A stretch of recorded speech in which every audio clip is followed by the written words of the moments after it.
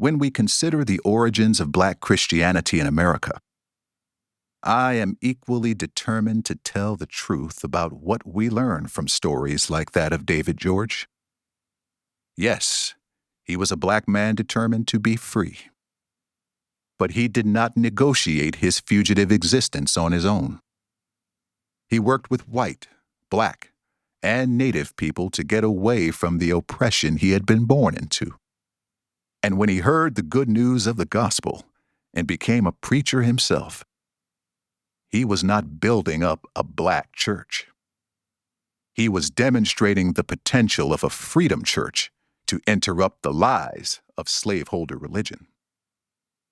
About 250 years have passed since David George received the call to preach good news to all people. But the tension between the chapel he grew up knowing and the chapel he helped to build is still central in American life. Though slavery officially ended after the Civil War, the Christianity that blessed white supremacy did not go away.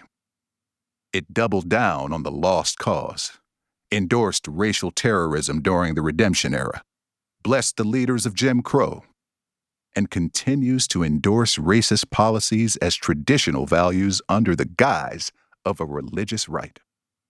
As a Christian minister myself, I understand why, for my entire ministry, the number of people who choose not to affiliate with any religious tradition has doubled each decade.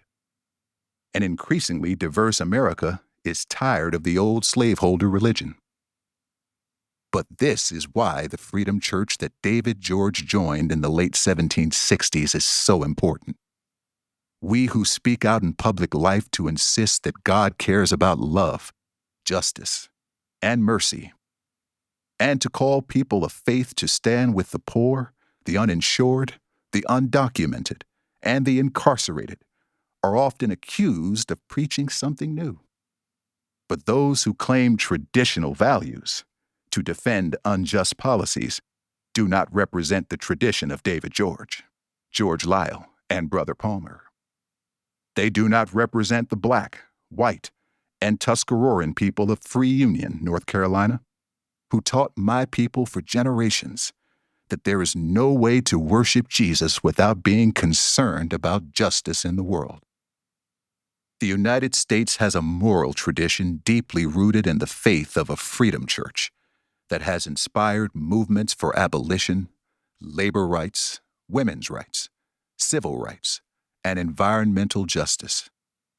While that tradition has often been marginalized and overlooked, its values are no less traditional than those of the chapel who claim to own David George. To know George's story is to know that another kind of faith is possible.